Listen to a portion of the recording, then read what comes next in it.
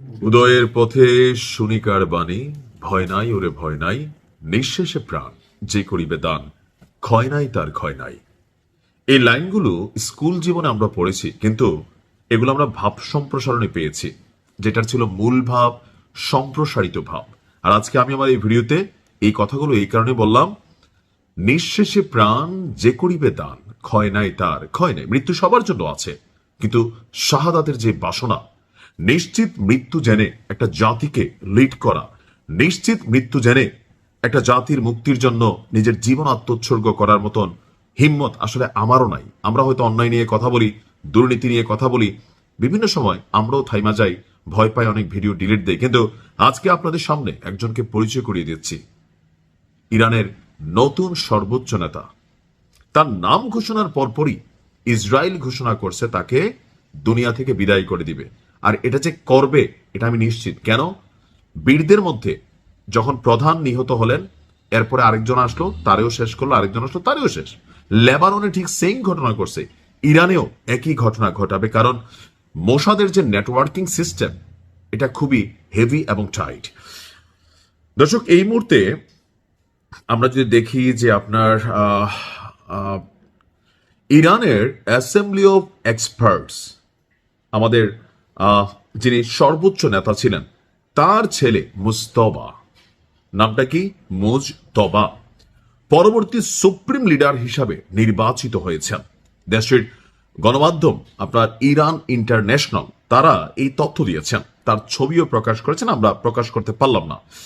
Iran ইন্টারন্যাশনালের দেওয়া তথ্য অনুযায়ী আইআরজিসির চাপের মধ্যে এই সিদ্ধান্ত নেওয়া হয়েছে যে প্রধান নেতা তো নাই, তাহলে এই যুদ্ধকে কে লিড করবে?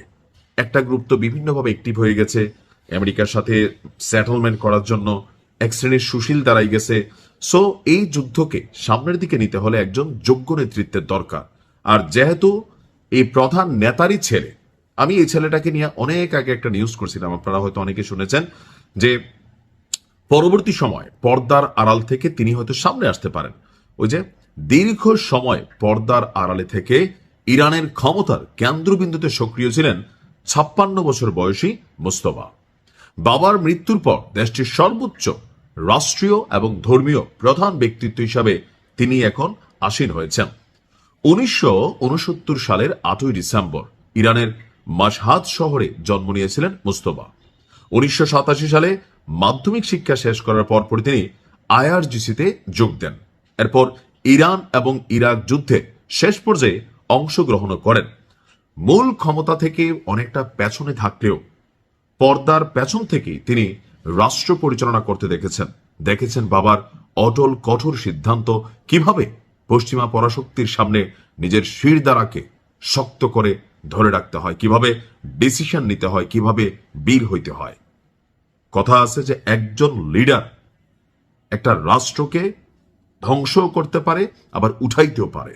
সাহসী নেতৃত্বের দরকার। যেহেতু সর্বোচ্চ নেতারই রক্ত, সো রক্ত কথা বলে। এই ব্যক্তি সম্পর্কে আমি এর আগে যে নিউজটা দিয়েছিলাম, সামরিক দিকে, প্রযুক্তির দিকে যথেষ্ট জ্ঞান তিনি রাখেন।